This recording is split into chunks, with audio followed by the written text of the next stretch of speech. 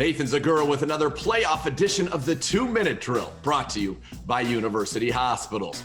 We've already talked about how good this Kansas City Chiefs offense is, and boy, it is pretty good. But if there is a potential Achilles heel for the defending Super Bowl champions, it comes on the defensive side of the ball. They have some stars, there's no doubt about it. Up front, Chris Jones leads the team in sacks, second team All-Pro, Pro Bowler once again. Frank Clark also on the defensive line, an edge rusher, Pro Bowler this year. And then on the back end, the Honey Badger, Tyrann Mathieu. He led all safeties with 6 interceptions and was a first-team All-Pro. So they've got talent, but as a unit, they have struggled. So let's start things off here by taking a look at where the Chiefs defense ranked in 2020.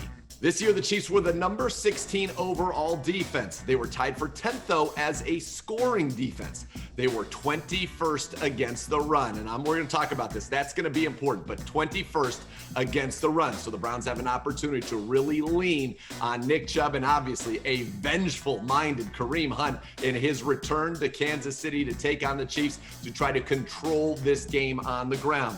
They're the 14th ranked passing defense, 17th on third down, so bottom half of the league, bottom of the half of the league in sacks as well at 19th. They do generate turnovers, 10th in turnovers, but here is a key spot, folks. They are dead last in the red zone. They are the worst red zone defense in the NFL. So if the Browns can continue to convert those opportunities for 3 or 7 into 7s, get those 4-point plays like they did against the Steelers, that will bode very well, and no team has been more generous in allowing that to happen than the Kansas City Chiefs. They don't give up a ton of big plays, and that could be a critical factor. The Browns, whenever they out-big play their opponents, they are undefeated this season. They are 9th in terms of big plays allowed as a defense that they give up. They are 18th in yards per play, so bottom half of the league there. So it's a bottom half of the league unit, top to bottom. As I said, they do have some stars, and it starts up front with Chris Jones, an interior defensive lineman who led the Chiefs with 7.5 sacks this year. Frank Clark on the edge didn't have a huge statistical season in terms of sacks,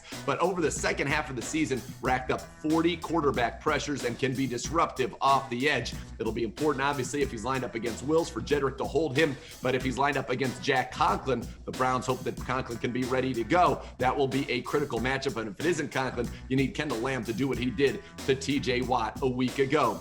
As I said, they are opportunistic, and that starts with the Honey Badger on the back end of this defense. 6 interceptions, as I said, led all safeties this season, 3rd most in the NFL, and he allowed a quarterback rating when targeted of just 70, which was also best among safety defenders.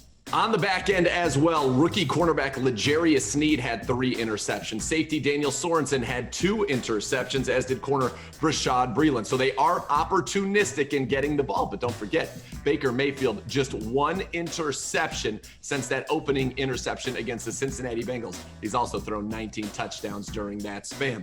Now, it's a Chiefs defense, as we said, middle of the pack, bottom half of the league in most categories, but they've been especially generous over the last 5 weeks, and that's something hopefully the Browns can exploit here in the divisional round of the playoffs. Over the final 5 games of the 2020 season, the Chiefs defense has struggled. During that time, they're allowing 25 points per game, 353 yards per game, 244 of them coming via the pass, and they've allowed opposing quarterbacks to throw 12 touchdowns with only 4 interceptions and have a quarterback rating of 96.3. Now, we know when Baker Mayfield's quarterback rating exceeds 100, the Browns have won 15 straight games, including last week over the Pittsburgh Steelers in the Super Wild Card weekend. How does that compare to the Chiefs defense over the final 5 games of 2019 when they won the Super Bowl?